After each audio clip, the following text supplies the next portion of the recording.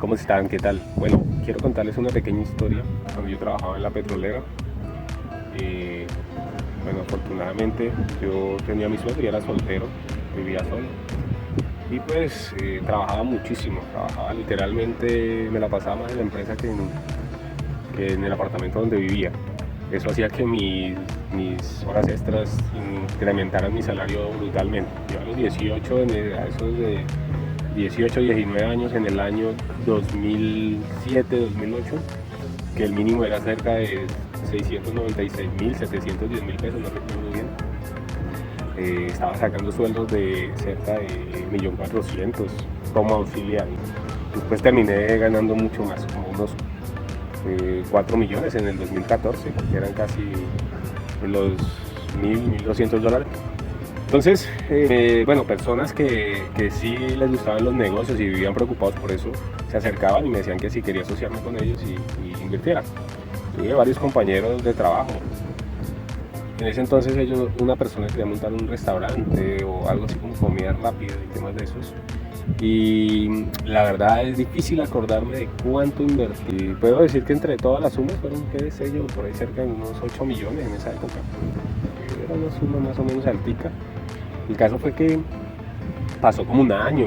Yo la verdad no me preocupaba por eso. Yo me imaginaba que ellos estaban creciendo y estructurando sus negocios y esto pues en algún momento me iba a retribuir a mí, porque yo no necesitaba el dinero ahí a corto plazo. Sin embargo, yo cometí errores en ese entonces, que así yo tuviera dinero, yo usaba unas tarjetas de crédito y usaba dinero que no era mío, ¿sí? Sin embargo, pues yo tenía como responder. Entonces digamos que ahí mi caso era diferente, porque no era que hubiera afectado por esos pagos o esos gastos, ¿sí? El caso fue que al final, cuando fuimos a ver ese negocio y yo les pregunté por sus negocios y eso, pues se habían quebrado, ya no había nada y me debían literalmente todo el dinero de capital y sin un peso de ganancia. Pues empezamos a hablar de que cómo iban a pagar. Bueno, creo que incluso una persona esta se retiró de la empresa. Yo seguí trabajando. Bueno, el man al final me pagó, pero tuve pérdidas.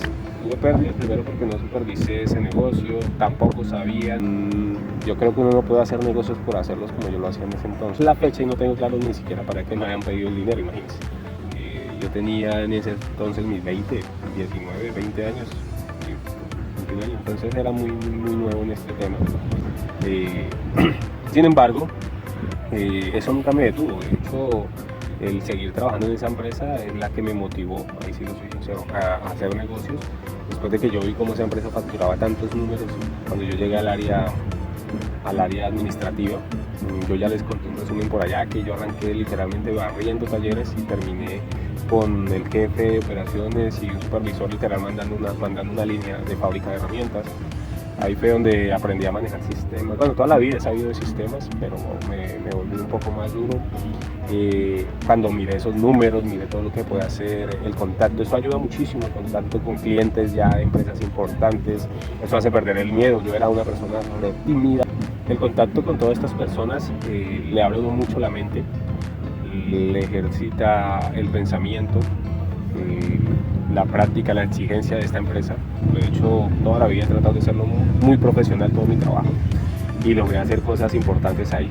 De hecho, había un problema administrativo gigante con un dinero que no existía y que como que los sistemas estaban inflados, pero no porque, pues, por muchas razones, no sabemos a ciencia cierta por qué, pero estaban súper inflados con un montón de dinero. El caso es que eso se logró corregir. Yo después de que me retiré fue cuando llegó la crisis de que yo hacía inversiones y no tenía control, porque esas dos que comento fueron las primeras. Después yo seguí tratando de hacer negocios de una y otra manera y pues me fue mal, como era de esperarse, no tenía nada de experiencia ni nada. Cuando salí fue ya lo que les he contado, desde 2014, vamos hasta ahí, que me retiré de la petrolera. No hice como un emprendedor, o sea, a montar empresas, a solo irme a hacer negocios, estudiar, y ahí les voy a contar una nueva historia. Yo era el publicista, yo era el diseñador, yo era el vendedor, era el que hacía los trabajos, era el todo, ¿sí? No había nadie más porque no tenía nada.